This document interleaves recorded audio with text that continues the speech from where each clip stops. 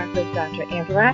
I am your host, Dr. Angela Butchester. You know what I like to do on the show. I want to enlighten you. I want to inspire you. I want to empower you to become your best self. Now, Scripture reminds us that the tongue is a small thing that makes grand speeches, but a tiny spark can set a great forest on fire. And today we want to get you fired up about this particular author.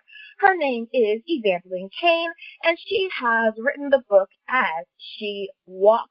Now, you know what I'm going to tell you to do. Go on, get comfy, get cozy, get your coffee, or get your tea, because we are about to get started.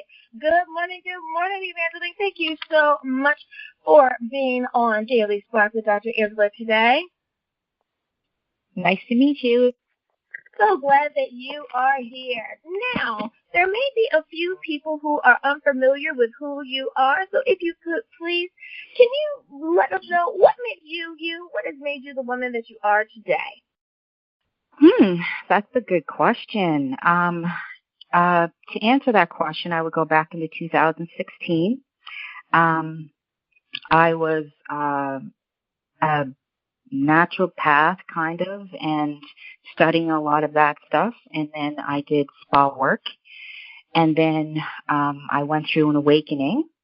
And as I went through this awakening, which I was unfamiliar with, I just knew that my surrounding was changing and the way I felt about things was changing. And then one day I woke up and said I wanted to be a life coach. As I became a life coach, I was coaching people.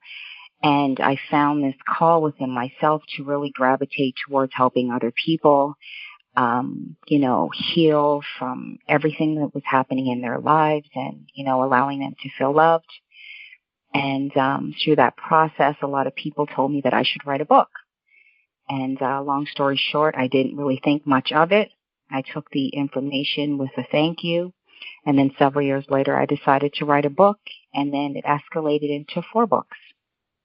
I tell you, I just love how sometimes we can see exactly what we're supposed to do, and then sometimes we kind of stumble upon it just a touch, but it ends up being exactly what we needed. I love it. Now, being an author is something that many people dream of doing, but they don't really have a timeline onto when they think that should or should not happen. And you've kind of touched on that already. So my next question for you is being an author something that you will ultimately continue to be? Have you now been bitten by the author bug? I'm not sure, to be honest with you. I kind of take it one day at a time. I do know that my very first book that I ever published, it had some mistakes in it and stuff, so I know that I will be redoing that book over. It is called God Just Fly Away. I'm not exactly sure when, but I will be doing it over, so I guess the question to that is yes. Now, the book that we're discussing today, As She Walked, how did you come about that title? Oh, wow. Well, I was just always up and down, trying to figure out where I was supposed to be, because I always had this inner feeling that, situations that I was in weren't for me, and I couldn't understand why. And so one day I decided that I was going to, get my own place, because I had children and, I just needed some time to myself. And as I walked the path that was for me, without worrying about other people, and I walked with the goddess and I walked with God. And that was how I came up with my title, because I basically walked myself into the woman that I am today. Now, without, of course, giving it all away, my listeners know I'm going to say, if you want to know how it ends, you have to purchase the book. But can you tell us a little bit about what is She Walked, As She Walked? What is that about? As She Walked is walking with confidence, knowing who you are, and each step that you take, you are basically walking hand in hand with the goddess. And I basically chose several goddesses in the book who inspired me. Their message inspired me. And I connected their message to other women who I felt would be inspired. For example, whatever each goddess was going through, I meditated on that goddess and I brought her forth as if she was actually with us in the present moment. And I took her story and I connected her to other women, and they seemed to just feel her energy as they walk, in their power, in their love, in their confidence, and accepting who they are. So it is a series of books with a bunch of different goddesses who have a message for specific women. Right. Now, as this is Faith Talk Radio, for someone who's saying, I'm unfamiliar, I don't quite understand. How does this tie in, or at what perspective should someone who is of the Christian faith understand and read your book? There's a lot of talk about God and his love for us as his children. And I talk a lot about the goddess because she is part of, God. She is the woman, the man's other half of his rib. And so that is basically how it would tie in. There's a lot of messages from God himself, and I also relay messages from the goddess. For example, Aphrodite, her story was beautiful, and I talk about it in the book, and how she was married to a man that wasn't, very romantic, and she desired and craved, a romantic relationship that she never had. And so she used to sit on the rock every day, and she would cry and say, God, bring me something better. I need a different guy. And that inspired me, because there's a lot of women who, have had problems in relationships. And somehow when she's sitting there and she's crying to God, there's a rose that gets shifted through the ocean, and it lands on her, and she hears a whisper that says from God, I am here, I hear you, I understand you. And so that message is very, very powerful in terms of prayer and connecting with God himself. Mm-hmm. Now, one of the things that you talk about in your book is about being free. What does this freedom look like to you? What type of freedom are you talking about there? Oh, yes. A lot of people ask me that. I just believe that in life, a lot of people live according to other people's rules. I want to do this, but I can't because this person might think this, or that person might think that. And in the book, I ask people to really just close your eyes and visualize what the perfect life for you would be. Because I'm not just a writer, I'm also a life coach.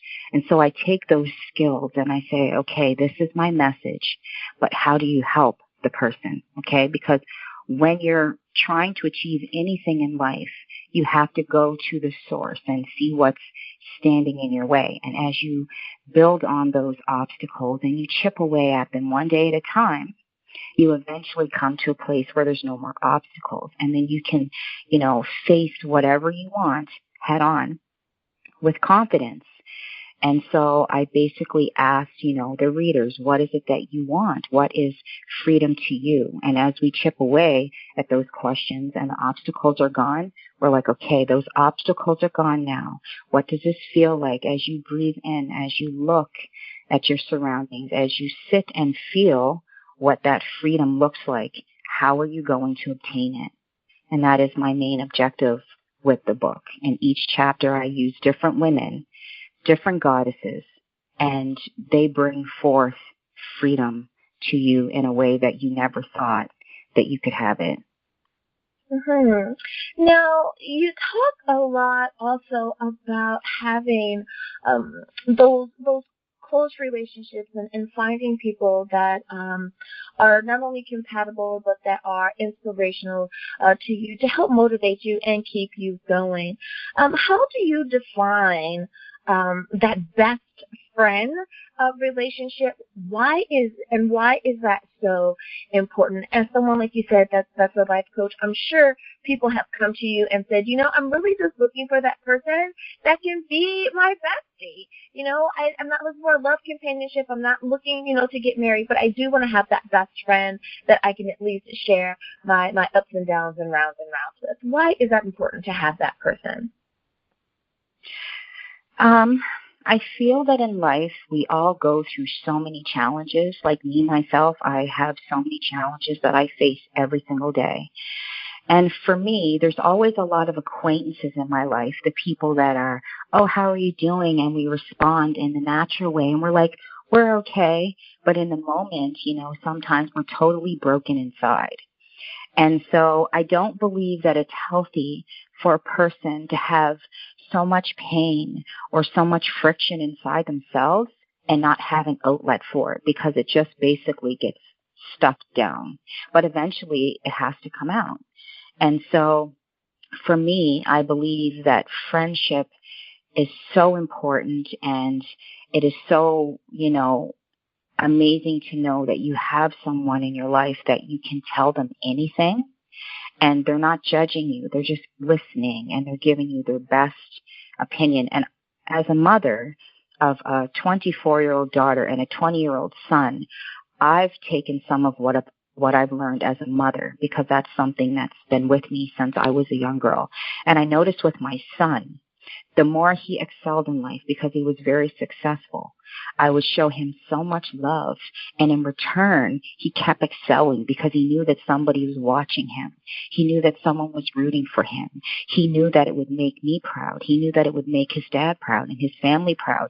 And in that moment, I just sat there and I'm like, wow, this is what it's like to actually have someone support you. And I just thought it was the greatest feeling. Like, he was really into sports, and every game he did, win or lose, we went out to dinner, and he kept moving forward because he knew that he had support, and he didn't feel like a failure, because even when he failed, it was really his greatest win.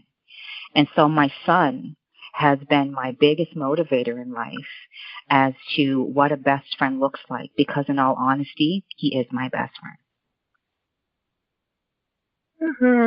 I remember watching this talk show one time, and there was a rapper on, and he said, talking about the praise and all of that, and he said, being a little black kid growing up in the city with a mom who had to work several jobs to make ends meet, I missed out on some of those accolades. I missed out on some of that praise.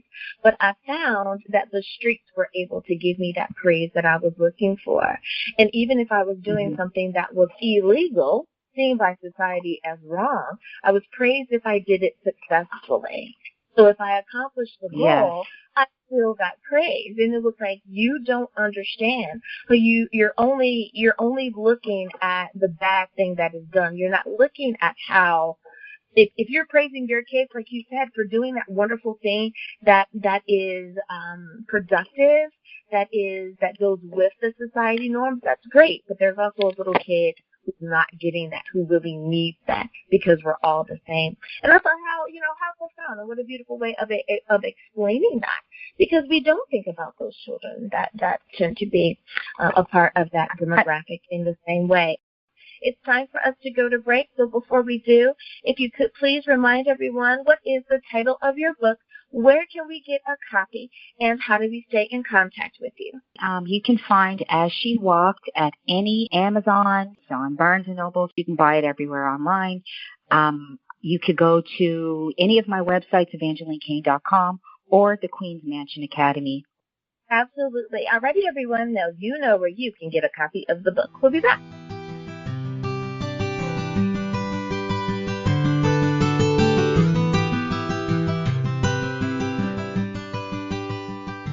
And we are back. Thank you so much for joining me for Daily Spark with Dr. Angela. I am your host, Dr. Angela Butchester. My guest today is Evangeline Cain, and we are talking about her book, As She Walked. Now, I know that you are going to be inspired by her, so go on. Let's get our coffee and tea and continue this great conversation. Now, Evangeline, the next question that I have for you is dealing with mother-daughter with mother balance. Our mothers do so much out there. They are being mothers. They're being spouses or mates. They work, be it, especially now that we're all dealing with COVID and we're working from home. As a life coach, what would you suggest to someone who came to you and said, I'm having a really hard time now juggling all of these hats that I have to wear, but I need to wear them with dignity and grace. Help me do that. What suggestions do you have for them? I would suggest to prioritize what is most important to least important. And I keep in mind that you said that they are things that you have to do, so it's not something that you can just push away and say, I don't want to do this anymore. I would say for me as a mother, it can be very hard to find balance because, until COVID, I had a job and then I had my own business. So now I just have my own business and I don't have a job, which is fine. So I have more time. But I would say to just draw the line. It's like, say you have an online business and you have two things that you have to do. Sometimes you just have to scale back and say, okay, the next 20 minutes, I'm calling this off because I just need time to myself. And it's just about prioritizing and remembering that there's always another day. We don't need to accomplish everything all at once, and everything comes in due time with patience. You are so right. I think for so many people, we expect everything to happen as quickly as the microwave, that we don't want to put that time in sometimes and just be patient with whatever is going on. You are right. Now, being an author, speaking of time and being patient and planning things out, when you were writing, did you find that you needed to be away from the hustle and bustle of the day? Did you need that quiet space? Or did it bother you, not bother you, with having the world going past you? No, I was totally indulged in my writing. I remember I was getting messages from my friends, and I was just like, call me tomorrow, I'm writing. I must say, though, every book that I've ever written, I've written them in 24 hours. In 24 hours, I would not go to bed, Angela. I was up all night. 6 in the morning. I was like, if I go to bed, I'm going to lose this thought. If I go to bed, and that's where the patience comes in, right? Because there was never a deadline for me to finish it. I just felt like if I didn't do it, if I didn't say what I felt I had to say to the readers, the next day I would have forgot, because my thoughts are like a dream sometimes, right?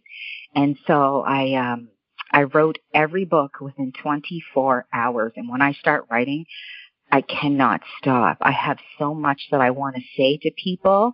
And I'm like thinking, how can I inspire you? How can I make you feel love from the goddess? And that's the only thing I'm feeling in that moment. And I do turn my phone off and all of those beautiful things.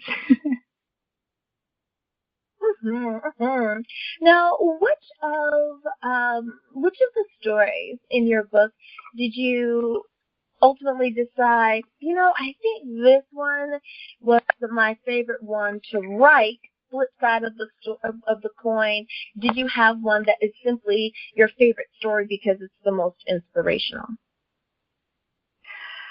I have 3 that I'm so in love with. I really love the story of Aphrodite. I just feel like the comfort of God coming to her in time of need when she felt like nobody was listening. And to me, that was just a beautiful story. I also like the story of Gaia, because Gaia just pours so much love onto the females who are reading it. I have been getting so much feedback from this book. Every day I'm sending messages out to social media. Someone's calling me, crying, bawling. I felt so much love. I felt so protected. How do you, come up with words like this? How do you motivate people like this. I'm like, it's just a gift. I can't explain why. It's just something that just comes to me. I would say Aphrodite and Gaia, they're very, very beautiful, beautiful chapters. Now, for someone who says this book sounds like it's of interest to me, how would you suggest that they read it? Should they read from cover to cover? Can they start with chapter next? Simply open the book and start there? What's your suggestion?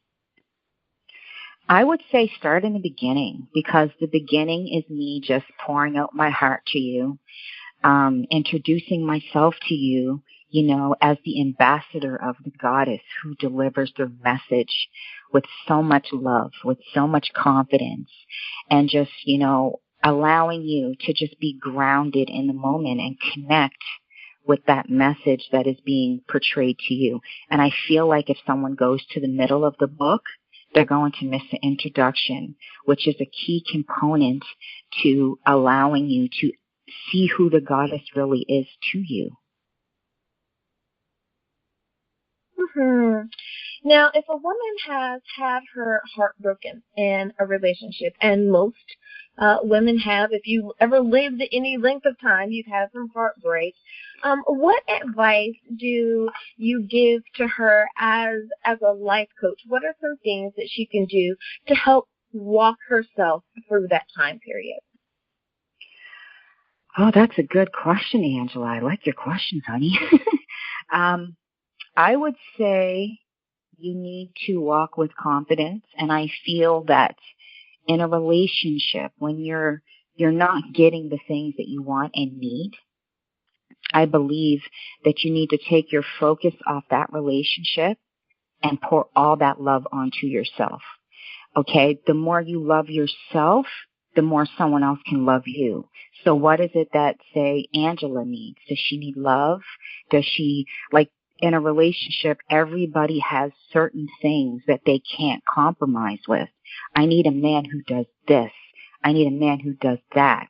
This is why we broke up. And so when you go back to the source of where that pain started, where you begin to drift away from that man and your heart's broken and you're sitting there and you're like, what do I do with these feelings? Well, first you can just ask yourself those questions. What is it that I needed from him? What is it that I felt he wasn't giving me? And everything that he doesn't give you, you turn around and give it to yourself. You turn around and give it to yourself, because it's so nice to have a man love us and cuddle us and treat us like a queen. But let's be real, it's never his job to do that. It's our job to love ourselves. It's his job to compliment us, but not make or break our happiness. Our happiness comes from within. And I truly believe that when you're happy within yourself, you know, and also understanding that sometimes when people hurt you, it has nothing to do with you and everything to do with them and a place of where they are in their life. If a man's not happy in his life, and even if you go to church, they will tell you, if a man is not happy pursuing the things he wants in his life, he has not yet found his purpose. And if he has not found his purpose, it's hard for him to love you, because he doesn't even know himself yet. So how's he going to love you? That's the advice that I would give to a woman who is heartbroken. Everything he couldn't give you, you turn around and give it to yourself. Now, we have this great time now dealing with COVID that we can be very introspective. We can self-assess. We can use all of this beautiful hindsight that we have in order to make our future, our next quarter, our next 6 months, our next year, a beautiful time frame. When you look back over your life, how have things changed for you since, let's say, 5 years ago, 10 years ago, and how do you project that they will be different a year from now, 5 years from now? I don't know. I can't predict that far in the future, to be very honest, and I live life every day, just taking it one day at a time. I'm not one that really watches the news a lot because I feel that it projects a lot of fear onto me, that I would just rather not feel. I'm aware that COVID is out there. I'm very, clean with washing my hands and everything like that. I'm such a manic with that, but I try not to watch the news because it makes me feel worse. And I don't need anything that makes me feel worse. So in actuality, I can't really answer that question because I'm not really sure. Absolutely, absolutely. I can definitely understand that. Now, for someone who is an aspiring author and they're using this time of quarantine, of not having the same kind of rat race that we've had before, they're using this time to write. Do you have any suggestions or any words of wisdom for them as far as walking out and go on and stepping out in faith with that? Yes. I pray a lot. I am a big believer in God, and I all my friends ask me all the time, Vange, this has just happened in your life. Why are you not, in a worse state than you should be? And I'm like, I just have so much faith in God. I just believe that what is going to be will be. You cannot change anything, so worry is not going to, help the situation. And so for me, I take everything to God and I pour it onto Him, and I allow Him to answer all of my questions. And I'm just a very high believer in faith. I wake up every day and I tell myself, everything is going to be fine. Everything is going to be fine. And that's basically how I get through my day, just reminding myself to be grounded and to, because sometimes there's things happening in our life, but we don't see the bigger picture. There's a higher perspective that we can't see because sometimes our mind doesn't understand it. And so, yeah, I just continuously tell myself that everything is going to be fine. And that's how I get through, COVID and all of these other, traumatic things that are so, corruptive going on in the world nowadays. I definitely have to agree with you with that. And there's nothing wrong with having a positive perspective of life. I have to agree with you there. Well, I just want to say thank you so much for coming on and sharing your book, As She Walked. I appreciate you sharing your perspective with my listeners here today. Now, before I let you go, I want to ask you one last time, if you could please remind everyone, what is the title of your book? Where can you get a copy? And definitely, how do we stay in contact with you? Okay, so you can find As She Walked at any outlet. It's on eBay, Amazon, Barnes & Nobles, everywhere you can find this book. And you can keep in touch with me on social media links. You can look up Vange Cain or Evangeline Cain, and I'm on Facebook, I'm on Twitter, I'm on Instagram. I'm on pretty much everything. And so it's not hard to find me. Or you can just put in As She Walked book itself, and you'll find out tools online. All righty then. Thank you again for being a guest here on Daily Spark with Dr. Angela. No problem. Thank you so much for having me. It's a great interview. And listeners, thank you for tuning in as well. We know that you could have been anywhere, but you chose to spend time with us here today. As always, may the Lord continue to shine His face upon you. May you receive His grace and His mercy in all that you do. Until next time, everyone, remember that you are blessed in the Lord. Have a great day, everyone.